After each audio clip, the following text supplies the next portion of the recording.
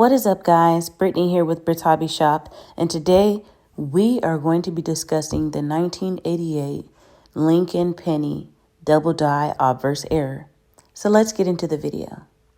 All right, guys, so for this specific DDO error, it appears during the minting process, and it is usually visible in the lettering.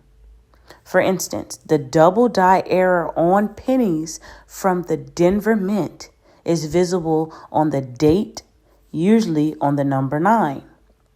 Now, for this specific error, the 1988 penny from the Philadelphia Mint has doubling on Lincoln's ear, making it a famous doubled ear error, to where it looks like he has 2 ears on the obverse of the coin.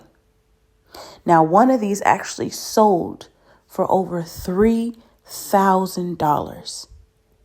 Check this sale out.